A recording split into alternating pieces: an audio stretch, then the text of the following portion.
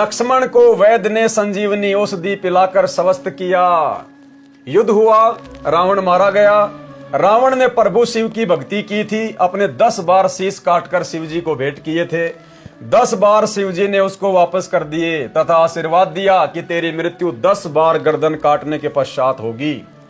रावण के 10 बार सिर काटे गए थे। फिर नाभि में तीर लगने से नाभि अमृत नष्ट होने से रावण का वध हुआ। 10 बार सिर कटे, 10 बार वापस सिर धड़ पर लग गए। फिर विभीषण के बताने पर कि रावण की नाभि में अमृत है, रामचंद्र ने रावण की नाभि में तीर मारने की पूरी कोशिश कर ली थी, परंतु रावण का ध्यान भी वहीं केंद्रित था कि नाभि पर तीर ना लगे। रावण भी एक नंबर का योद्धा था, उसका भी ध्यान अपनी नाभि पे था कि नाभि पर तीर ना लगे। और 6 महीने हो गए थे रामचंद्र जी को निशाना लगाते हुए, तीर नहीं लगा पा रहा था। और गुरुदेव ने बताया अंत में उस रामचंद्र की विष्णु अवतार की रोने जैसी स्थिति हो गई, मायूस हो गया और अपनी अंतरात्मा से अपने परमात्मा को याद करने लगा। भाई और बहनों, ये आत्मा चाहे विष्णु रूप में हो, चाहे 33 करोड़ देवी देवता के रूप में हो, जब इस आत्मा के ऊपर आपत्ति आती है तो ये अपने परमपिता परमेश्वर को पुकारती है। उस समय यदि उसके संस्कार में ऐसा कोई भक्ति संस्कार होता है तो परमेश्वर फिर उस आत्मा की सहायता करते हैं। देखिए आगे, रामचंद्र ने रावण की नाभि में तीर मारने की पूरी कोशिश कर ली थी, परंतु रावण का ध्यान भी वहीं केंद्रित था कि नाभि पर तीर ना लगे। रामचंद्र ने परमेश्वर को याद किया कि इस राक्षस को मारो, मेरी सहायता करो। हे महादेव, हे देवों के देव, देवों के देव महादेव, सर्वेश्वर महेश्वर मृत्युंजय, अजरो अमर आदि अनादि सनातनी प्रभु जगत पिता जगदीश्वर, यही सतगुरु रामपाल जी भगवान है। रामचंद्र जी ने परमेश्वर को याद किया कि इस राक्षस को मारो, मेरी सहायता करो। हे महादेव, देवों के देव, हे महाप्रभु, मेरी सहायता करो। आपकी बेटी सीता महाकष्ट में है, आपके बच्चे 33 करोड़ देवता भी इसी राक्षस ने जेल में डाल रखे हैं। परमेश्वर कबीर जी ने उसी समय गुप्त रूप में, अब ध्यान दो भाई और बहनों, कैसे खेल खेलता है परमात्मा गुप्त रूप में और महिमा जीव को दे देता है। क्या किया फिर गुरुदेव भगवान ने? कबीर परमेश्वर जी ने उसी समय गुप्त रूप में रामचंद्र के हाथों पर अपने सूक्ष्म हाथ रखे और तीर रावण की नाभि में मारा, तब रावण मरा। वो रामचंद्र जी कोशिश कर रहा था, रोता रोता दुखी होता होता, परमेश्वर को याद करता करता। उसी समय उसकी पुकार सुनकर गुरुदेव भगवान ने, कबीर परमात्मा ने सूक्ष्म रूप में अपने हाथ रामचंद्र जी के हाथों पर रखे और परमेश्वर ने एक ही प्रयास में तीर सीधा रावण की नाभि में मार दिया। काम तमाम। ऐसे ही द्रोणागिरी पहाड़ उठाते समय परमेश्वर कबीर जी, सतगुरु रामपाल जी ने हनुमान जी के हाथों पर सूक्ष्म रूप में अपने हाथ रखे, पहाड़ उठा लिया और उसको लगा कि पहाड़ मैं उठा रहा हूं। उधर रामचंद्र जी को लगा कि तीर मैंने मारा है। अरे भाई, आपने मारा होता तो 6 महीने से क्यों फिर प्रयास कर रहे थे? तो भाई और बहनों, सारे काम ये परमेश्वर, सारे काम हमारे गुरुदेव भगवान ने किए हैं। उधर लक्ष्मण के रूप में अपने तीर के अगले भाग पर हनुमान जी और द्रोणागिरी पहाड़ के इतने वजन को उठा लिया। सारे काम हमारे गुरुदेव भगवान ने किए। और इसीलिए दास आप भाई बहनों को बारंबार बोलता है कि मुझ 2 कोड़ी के जीव पवन दास के ऊपर जरा सी भी किसी प्रकार की आस्था ना बना लेना। मैं गधा हूं, 2 कोड़ी का जीव हूं, मिट्टी का पुतला हूं, मेरी औकात नहीं है। मैं तो अपने कर्म बना रहा हूं मेरे गुरुदेव भगवान के आशीर्वाद से, जो उन्होंने छोटी सी सेवा मुझे बख्शी है, मेरी झोली में डाली है। इससे ज्यादा मेरी औकात नहीं है। कुछ भी बुखार चढ़ जाए तो मेरी औकात नहीं है नहाने की, कपड़े पहनने की। लकवा मार जाए, मुंह से मक्खी आएंगी जाएंगी, खाना भी अपने हाथ से नहीं खा सकता। जीव की केवल इतनी औकात है। इसलिए अपने गुरुदेव भगवान के अलावा, अपने इष्ट के अलावा किसी भी भगत में जरा सी भी आस्था अपने गुरुजी वाली मत कर लेना, जरा भी मत कर लेना। ये सेवा तो परमात्मा मुझे ना देते तो आप में से किसी को देते। उन्होंने तो ये काम अपना करवाना था। जब 650 साल पहले बनारस के तोताद्री शहर में परमेश्वर ने एक वैसे राम को आशीर्वाद देकर वेद मंत्र बुलवा दिए मनुष्य की भाषा में, तो वर्तमान में क्या परमात्मा अपने भक्तों से यह भी नहीं करवा सकता? तो करे करावे साइया मन में लहर उठा, दादू सिर दर जीव के आप बगल हो जा। तो भाई और बहनों, सारे खेल गुरुदेव भगवान के हैं। और इसी प्रकार परमेश्वर कहते हैं कि गुप्त रूप में सब काम सार दे, जो भी विपदा आन पड़े। गुप्त रूप में यह परमात्मा अपने भक्तों के इस प्रकार से कार्य सिद्ध करता है। आप जी बहुत सारे भक्तों का इंटरव्यू देखते हो कि ऐसे ऐसे मेरे भयंकर प्रॉब्लम थी, मेरे समस्या थी, डॉक्टर मेरा ऑपरेशन कर रहा था और उससे पहले वो कई ऑपरेशन करवा चुके थे, ऑपरेशन सफल नहीं हुए। अंत में मैंने गुरुदेव से प्रार्थना की तो गुरुदेव ने कहा कि बेटा जाओ ऑपरेशन करवा लो, मालिक का आशीर्वाद है, ठीक हो जाएगा। अब वो ऑपरेशन कैसे ठीक हुआ? गुरुदेव के आशीर्वाद के बाद ही। उससे पहले भी तो डॉक्टर ऑपरेशन कर रहे थे, सफलता क्यों नहीं मिल रही थी? क्योंकि गुरुदेव भगवान के कहने के बाद, उनके आशीर्वाद के बाद, उनसे प्रार्थना करने के बाद ऑपरेशन करता हुआ तो वो डॉक्टर दिखाई दे रहा है। मरीज को भी लगेगा कि डॉक्टर ऑपरेशन कर रहा है, डॉक्टर को भी लगेगा कि मैं सारे औजार चला रहा हूं, लेकिन सूक्ष्म रूप में उस समय उस डॉक्टर के हाथों के ऊपर हाथ सतगुरु रामपाल जी भगवान रख देते हैं और वो ऑपरेशन परमेश्वर सफल कर देते हैं। डॉक्टर की हॉस्पिटल की महिमा बन जाती है और भगत की नजरों में अपने गुरुदेव भगवान की महिमा बन जाती है। और समय आने पर पूरी दुनिया में फिर गुरुदेव की महिमा बन जाएगी।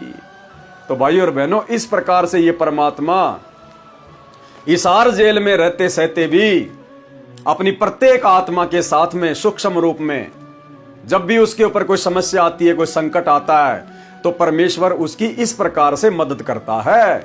भले चाहे हमें कोई सांसारिक व्यक्ति मदद करता हुआ दिखाई दे, हम बीमार हो जाएं तो भले डॉक्टर हमारा इलाज करता हुआ दिखाई दे, लेकिन भगत के सर्व कार्य तो उसके भगवान ही सिद्ध करता है, भगवान ही। तो भाई और बहनों, हमने किसी भी प्रकार से अपने कबीर परमेश्वर सतगुरु रामपाल जी के ऊपर शंका या संदेह जाहिर नहीं करना है। भले हमारे ऊपर कैसी आपत्ति आ जाए, कैसी कोई प्रॉब्लम आ जाए, हम कितने बड़े संकट में हो, हमारा केवल इतना ही धर्म है कि हम अपने गुरुदेव से अर्ज करें, विनती करें। जो भक्ति उन्होंने दी है, मर्यादाओं में रहकर भक्ति करें। बाकी काम गुप्त रूप में परमात्मा कब सार देगा, आप और हमें पता भी नहीं चलने देगा। और कोई ये ना समझे कि मेरे जीवन में तो कोई संकट था ही नहीं, मैंने तो नाम लिया, मैंने तो ऐसे नाम ले लिया और मेरे ऊपर तो कोई ऐसी समस्या आई नहीं आज तक कोई। भाई और बहनों, ये बहुत बड़ी गलतफहमी है। समस्या तो इतनी आनी थी जिसकी कोई गिनती नहीं।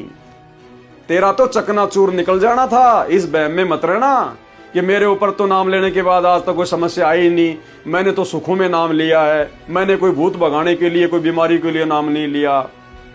अरे तूने नाम लिया, विचार कर, तूने नाम क्यों लिया? जब तेरे ऊपर कोई दुख नहीं था, कोई आपत्ति नहीं थी, कोई संकट नहीं था, फिर तूने नाम क्यों लिया? परमात्मा ने तेरे अंदर प्रेरणा करके तेरे को अपने से जोड़ा, क्योंकि आने वाले समय में तेरे ऊपर दुखों का पहाड़ टूटना था। ये उस परमात्मा को पता है, अंतर्यामी को। अगर तू समय रहते उसकी शरण में ना आता सुखों में, तो तेरे ऊपर चंद दिनों में दुखों के पहाड़ टूटने थे। और परमेश्वर का शुक्र मना कि तुझे महसूस भी नहीं होने दे रहा, और तेरी उन तमाम आपत्तियों को जो आने वाले समय में आनी थी, परमेश्वर उनको हल्का करके तेरे से दूर कर रहे हैं, तेरे संकटों को काट रहे हैं। संत शरण में आने से आई टले बला, जय मस्तक में सूली हो व काटे में टल जा। तो भाई और बहनों, हमारे गुरुदेव भगवान अपने मर्यादित भगत के साथ में पल पल हैं, पल पल। देखो, यदि मर्यादा में रहेंगे वर्तमान में, क्योंकि गुरुदेव धरती पर प्रकट है, सरगुण रूप में है, हम उनके शिष्य हैं। यदि मर्यादा में रहकर भक्ति करेंगे तो परमेश्वर हमारे भाग्य में नहीं होगा, वो भी देगा। और जो संकट, जिस संकट से हमारी मृत्यु होनी थी, हमारा अहित होना था, नुकसान होना था, हानि होनी थी, परमात्मा उसको भी टाल देगा। और जो भगत है उनका वर्तमान में लेकिन मर्यादा में नहीं है, तो भाई उसको केवल संस्कार मिलेगा। अगर उसके भाग्य में मौत है तो परमात्मा उसको नहीं टालेगा।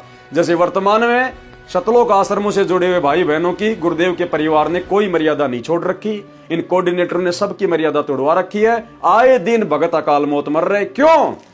समर्थ क्यों नहीं बचा रहा? क्योंकि उनको केवल उनकी भक्ति का संस्कार दे रहा भगवान। अपनी तरफ से तो भगवान उनको बचाएगा जो भक्ति करते करते मर्यादा में रहेगा। इसलिए तो हम सत्सेवकों की उंगली का नाखून भी नहीं उतर रहा। और इन आश्रमों में सार नाम सार शब्द लेने के बावजूद लोगों की अकाल मृत्यु हो रही है। तो भाई और बहनों, समर्थ धरती पे प्रकट है। समर्थ का नाम है कबीर। वो कबीर आज हमारे गुरुदेव सतगुरु रामपाल जी के रूप में प्रकट हैं और ये प्रत्यक्ष प्रमाण गुरुदेव ने अपने कर कमल से लिखित पुस्तकों में हमें लिख कर दिए हुए हैं। समझ में हमारे अच्छे से आ रहा है। परमात्मा मुझे भी सद्बुद्धि दे रहा है, आप भाई बहनों को भी सद्बुद्धि दे रहा है, तभी तो हमें ये सारी बातें समझ में आ रही है और हमारा विश्वास आगे बढ़ रहा है। और ये विश्वास परमेश्वर ने केवल साध संगति से जुड़े हुए भाई बहनों का बढ़ाना है, क्योंकि ये साध संगति भक्ति मार्ग का ट्रेनिंग सेंटर है। साध संगति से जुड़कर ही हम सतलोक के लिए तैयार हो सकते हैं। इसलिए ये बातें केवल आप और हमें समझ में आएंगी। ये बातें आश्रमों से जुड़े हुए भाई बहनों के खोपड़ी के आसपास भी नहीं आएंगी। आसपास भी वो समझ ही नहीं पाएंगे। वो तो गुरुद्रोही, इसके वीडियो मत देखो, इसको गुरुद्रोही कर दिया गुरुजी ने, नाम खंड हो जाएगा। बस उनको तो काल ने गुब्बारे में पैक कर रखा है, हवा में उड़ा रखा है। परमेश्वर कबीर जी ने उसी समय गुप्त रूप में रामचंद्र के हाथों पर अपने सूक्ष्म हाथ रखे और तीर रावण की नाभि में मारा, तब रावण मरा। और गुरुदेव भगवान के मुख कमल से भी आपको सुना देते हैं कि रावण को किसने मारा था और किस तरीके से मारा था। सुनिए सत्संग। और फिर ये भी कहा परमात्मा ने कि हमने ही रावण को मारा। काफी दिन हो गए थे युद्ध होते ने, रावण श्री रामचंद्र जी पर मरा नहीं था। तब परमेश्वर कहते हमने ही उसे राम को के माध्यम से, यानी अपनी उसका हमने तीर ठोका उसका, और मारता दिखा श्री राम, निशाना हमने साधा था उसका, तब वो रावण मरा था। क्या बताते हैं, हम ही रावण मार लंका पर करी चढ़ाई, हम ही 10 सिर मार देवतन की बंद छुटाई,